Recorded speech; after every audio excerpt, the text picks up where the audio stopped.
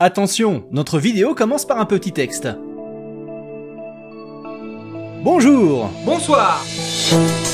Vous êtes sur Geek Concept. Eh ouais, c'est marqué ici. Mon bon Fanchi, est-ce que ça te dit de connaître les ordres de grandeur des différentes biomasses du vivant de la planète? Mais carrément, j'en rêve depuis toujours de connaître les différentes masses de...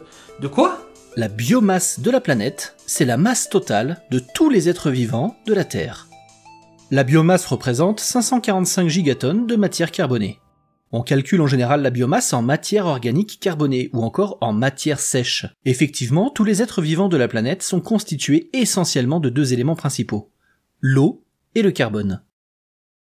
Chez l'humain par exemple, l'eau constitue approximativement 2/3 de sa masse, et le carbone près de 20%. Ce taux peut varier en fonction des individus, et surtout au cours de la vie. Un nourrisson peut avoir une teneur en eau de 85 à 90%. C'est pour ça qu'on conseille aux femmes enceintes de bien s'hydrater. Alors que de son côté, une personne âgée peut avoir sa masse hydrique descendre sous la barre des 40%. Au cours de sa vie, on peut voir sa teneur en eau baisser de plus de moitié. On se dessèche littéralement en vieillissant. D'où l'expression vieux crouton. Chose rigolote, un bébé de 2 mois, pesant 5 kg, peut donc être constitué d'à peine plus de 500 grammes de matière sèche pour 4,5 litres d'eau. Nous sommes littéralement des gros sacs de flotte. Bien que la teneur en eau varie d'une espèce à l'autre, en moyenne, pour un grand nombre d'êtres vivants, elle semble avoisiner ses 70%. Bien que pour les arbres, on serait plutôt en dessous de 50%. Donc, quand on parle de biomasse carbonée, on peut estimer que la biomasse totale, en incluant l'eau et les autres éléments, fluctue très approximativement entre le double et le quadruple. Ça a l'air vachement précis ton histoire là, hein. Et les 545 gigatonnes, ça représente quoi? Comme le carbone peut prendre plusieurs formes, à des densités différentes, on va pas se prendre la tête. Ça, c'est ma philosophie de vie. Et on va dire que le carbone a une densité de 1. Donc tout comme l'eau, une tonne, en densité 1, ça représente 1 mètre cube, ou 1000 litres si tu préfères. Par extension, une gigatonne, c'est un kilomètre cube. Un cube d'un kilomètre de côté. 1 milliard de tonnes égale 1 km cube. Ah bah c'est facile à retenir. Donc, 545 gigatonnes de biomasse carbonée, c'est un cube de 8 km de côté. Et très approximativement le double si on y rajoute l'eau. Voilà le volume très approximatif que représente le vivant sur Terre. Alors, 545 gigatonnes c'est beaucoup, mais cela reste dérisoire à côté de la masse totale de l'atmosphère ou de la masse totale de toute l'eau sur Terre. Sur ce visuel, on vous a représenté l'atmosphère en densité 1. C'est pour avoir une notion visuelle de sa masse, de sa quantité de matière. Mais en réalité, le volume de l'atmosphère est 1000 fois plus volumineux. Un petit peu plus volumineux que toute l'eau sur Terre. Première position. Une biomasse de 545 gigatonnes. C'est bien joli, mais concrètement, elle est constituée de quoi? D'après vous, quel est le premier constituant de cette biomasse? Les champignons, les Pokémon, les chatons, les cochons, les macrons, les moutons, les dragons, les scorpions, les pigeons ou un autre truc qui finit par rond ou pas par rond? Vous avez 5 secondes.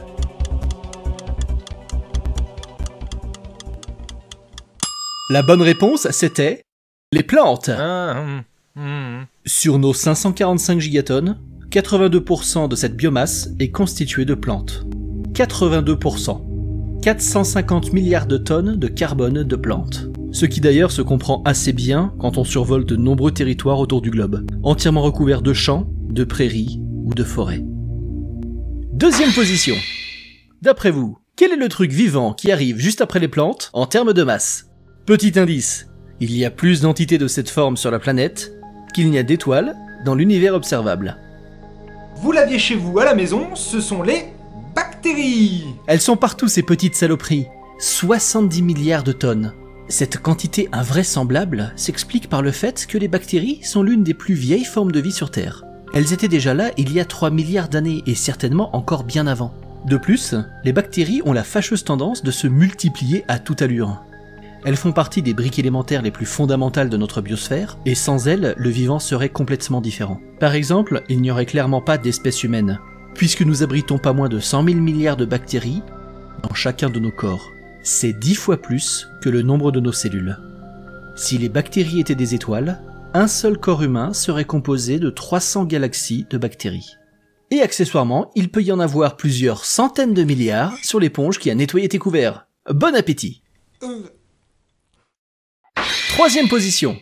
En troisième position arrive un autre truc encore plus dégueu. La pourriture, la moisissure, les fongies, les mycètes, Les gloméromycètes. les mycétozoaires, les mycoses et les myxomycètes. Mes préférés. En un mot, les champignons, ou les fongies, comme disent les savants. 12 gigatonnes de matière carbonée pour les champignons. Champignons qui ne sont pas des plantes, et qui sont d'ailleurs génétiquement plus proches de nous, les animaux, que de la végétation. Ne vous y trompez pas. Quatrième position. En première place sous le podium, on a les archées, ou archéobactéries si vous préférez. Ce sont des organismes unicellulaires qui ne comportent ni noyau ni organite, à l'instar de leurs descendants bactériens, qui eux aussi n'en ont pas. Cinquième position. En cinquième position, on a les protistes. Contrairement aux bactéries, les protistes sont des eucaryotes, des organismes avec noyau et avec d'autres organites. Comme nous, on est des eucaryotes. Sauf que les protistes, dans la plupart des cas, sont unicellulaires. Ah ouais, c'est pas tout à fait comme nous en fait. Elles vivraient, pour 2/3 d'entre elles, dans les océans.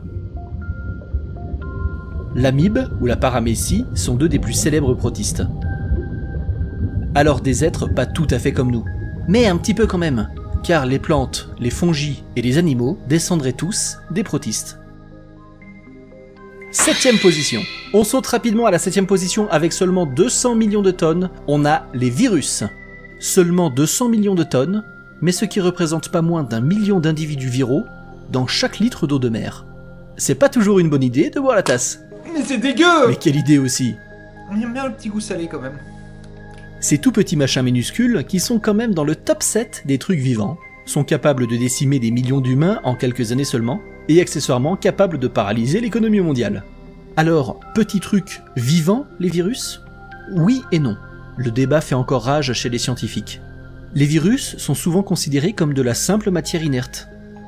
Des tout petits trucs, plus petits que des bactéries, qui elles ne sont déjà pas bien grosses par rapport à une cellule classique. Les virus ne se nourrissent pas, et ne sont même pas capables de se reproduire tout seuls. Mais ce sont de minuscules petits amas de molécules qui possèdent du matériel génétique, et qui sont capables d'évoluer. Et d'ailleurs, notre génome humain serait composé de près de 10% de gènes viraux et presque 40% de gènes bactériens, ce qui remet bien en perspective notre condition humaine et la complexité du vivant. Les virus, ces petits amas de molécules organiques, sont des structures à la frontière entre le monde chimique inerte et le monde du vivant. 6ème position.